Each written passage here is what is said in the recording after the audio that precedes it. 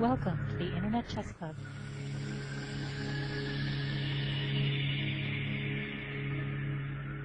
Checkmate.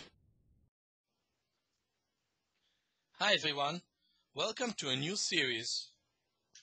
This time we're going to discuss the Petrov opening.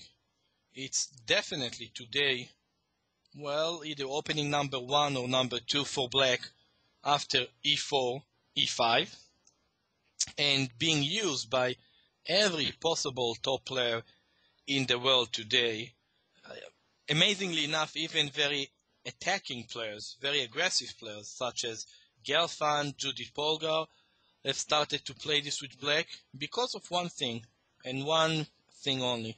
It is probably the most solid opening that one can find today, and when playing black against your opponent in a Linares VKZ Super Top tournament, it's definitely a useful weapon if draw is enough for you. Before we begin going over the most played and main lines today, this is what I like to show first, the main variations today.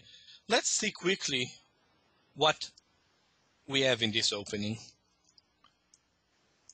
e4, e5, knight f3, knight f6.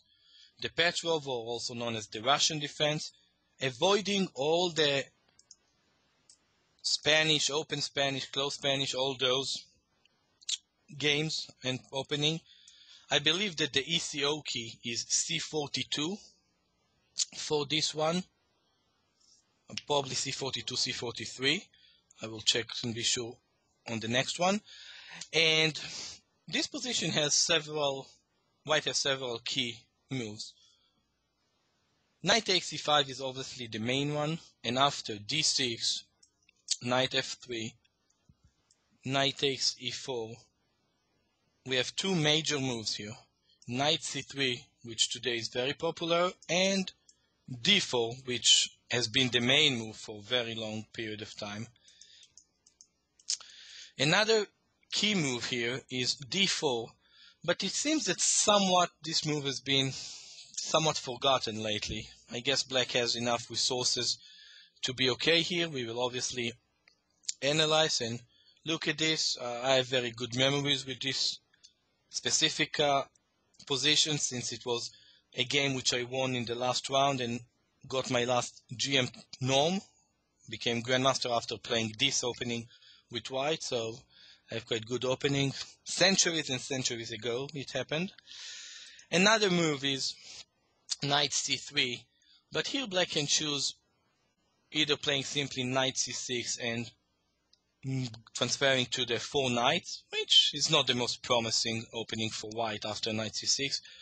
Another move is bishop b4 right away, and which also this one is supposed to be really quite okay for black.